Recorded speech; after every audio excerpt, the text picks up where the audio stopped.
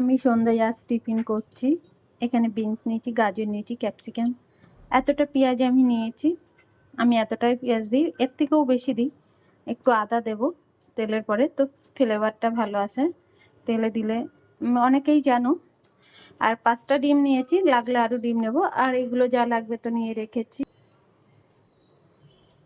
আর এই দেখো অলরেডি সাদা তেল দিয়ে গরম করেছি, হয়ে গেছে। এবার নামিয়ে নেব।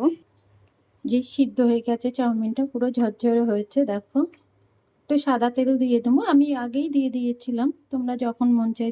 আমি ডিমটা ফাটিয়ে নিয়েছি, একটু লবণ দিয়ে দিলাম, আলাদা বাটি করে রেখেছি। একটু গোলমরিচের গুঁড়ো দিয়ে দিলাম ডিমটার ভিতরে। আমি চাউমিনে লঙ্কা দিই না, তোমরা দিলে দিতে পারো, বা অনেকে দেয়। আমি দিই না, বেবিরা খাই, কিন্তু যে খাই কাঁচা লঙ্কা চিবিয়ে খাই। ডিমটাকে ফাটিয়ে নিই ভালো করে। দেখো ডিমের কুসুমটা কত লাল, কিন্তু এই ডিমগুলো না বেশি স্বাদ লাগে না খেতে। এক একটা ডিমে সব থেকে পোলট্রি ডিমের মধ্যে সবাই খাও চেনো, হরিণঘাটার ডিম যেটা বলো, ওটা অনেক টেস্টি লাগে। আর আমরা তো এই ডিম ছাড়া পাই না। আর যদি পাই তো চাষের, তা সেটা অর্ধেকটাই কিনে আনলে খারাপই বেরায়।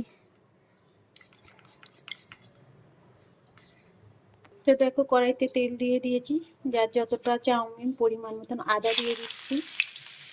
এবার আমি এক এক করে সবজি দিয়ে দেবো। আগে গাজরটা দিয়ে দিলাম, কারণ গাজরটা একটু শক্ত টাইপের হয়, এর জন্য আগে দিলাম। যেটা আগে একটু দিয়ে হালকা তেলে নেড়ে নিই, কারণ গাজরটা একটু রেটা হয় তো সিদ্ধটা, এর জন্য। তো চেঞ্জ হয়ে আসলেই এবার আমি বিনসটা দিয়ে দিচ্ছি। দেখো বিনসটা আমি কেমন লম্বা লম্বা পাতলা পাতলা করে কেটে নিয়েছি। এরকম লম্বা লম্বা পাতলা পাতলা হলে ভালো লাগে।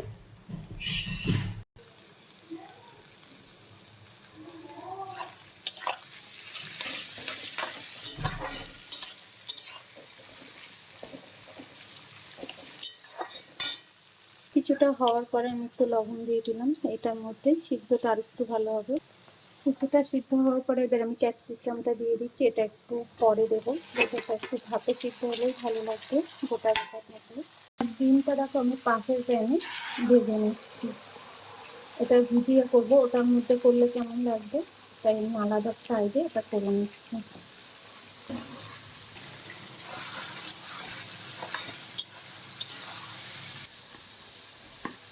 পাশে ভুজিয়াটা হয়ে গেছে। এবার এটা দেখো একটু জল বেরিয়েছে ক্যাপসিকাম দিয়ে, এটাও এবার পেঁয়াজটা দিয়ে দেবো।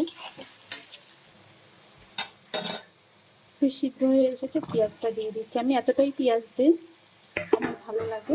সবার রান্না তো সমান না। তো তোমরা এর মধ্যে পনির কুচি করে দিতে পারো।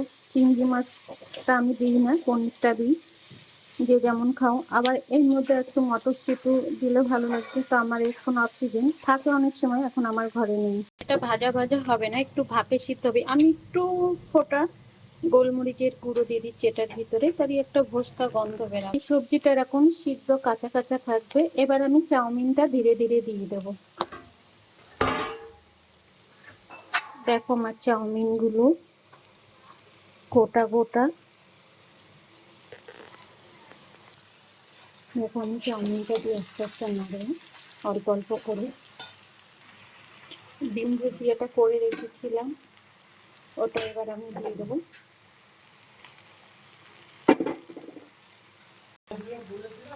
এবার একে একে আমি সব কিছু দিয়ে দিচ্ছি। আমি সব কিছু পরিমাণে অল্প। আমার একটু ভিডিও করতে অসুবিধা হচ্ছে, এক হাতে রান্না করছি আর এক হাতে সব করছি, এর জন্য আমি রান্নার ভিডিও করি না।